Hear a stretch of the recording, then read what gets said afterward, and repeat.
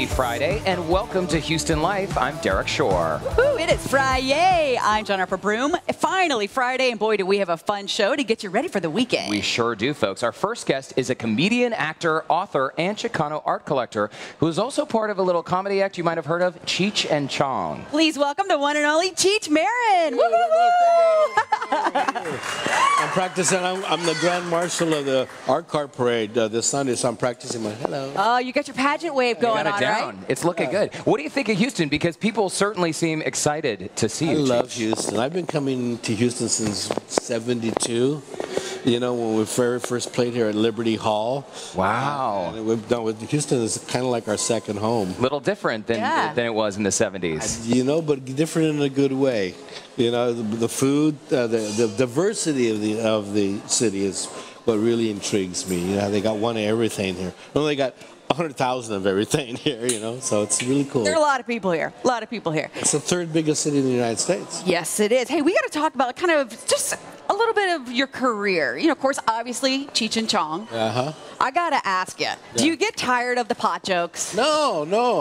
I just like I don't get tired of the pot, so, you know. Because you don't remember? Yeah. We just, people give me a lot of pot all the time, you know. It's like a welcoming.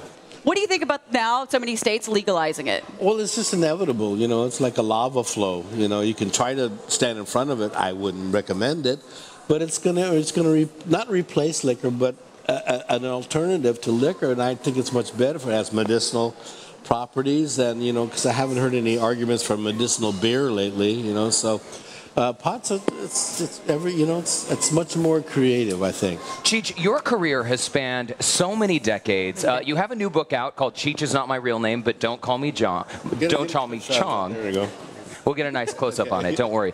But show business is not an easy career path. So what do you think it is that has allowed you to remain relevant? Because today, I mean, a lot of kids, by the way, like my nieces and nephews, they know your voice because they've seen Cars, they've seen The Lion King. Yeah. So Oliver and Company. Oliver and Company. So all these animated films to add to your collection. How do you stay busy? Well, you know, I just keep switching mediums all the time. It's either it's on stage or records or movies or TV or animation or art or, you know, writing.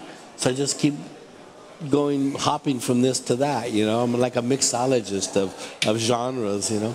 And I can do all those things, and so I like to do that. And we understand you're currently in negotiations for some sort of top secret project. You know, do you want to give us a hint? Couple secret projects that I really can't talk about because I don't want to blow them.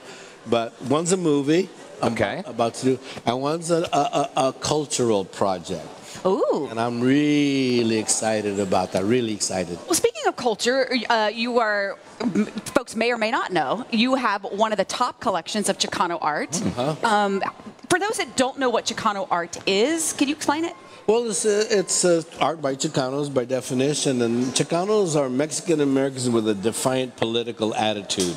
So it's been going on since the late '60s, and it was the visual face of the Chicano Civil Rights Movement, but it's morphed on to a lot of different things over the years, and it's really truly the first American school of art in 80 years after pop art or, you know, op art, all this kind of things, and it's worldwide now. So it's. And you have one of the largest collections of Chicano art in the country. I have the best collection. And where do you? Is this just at home, or do you actually store? Oh, I have it stored, but I put it out on the road. I've had 5 different traveling shows, different aspects of the collection. It works on paper, small paintings, large paintings. And I realized very quickly when I put this collection together that it didn't do any good for anybody in storage.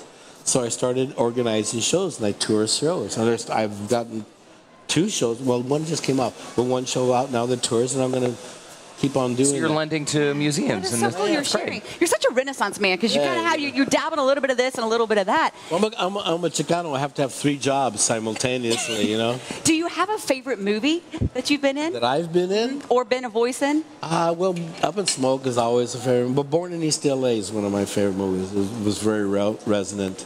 You're going way back in the day on that one. In the day. But I like working with all the Robert Rodriguez movies. I've done 8 of those, and those are, you know, some people only know me as Uncle Felix, you know, from the Spy Kids movies. So.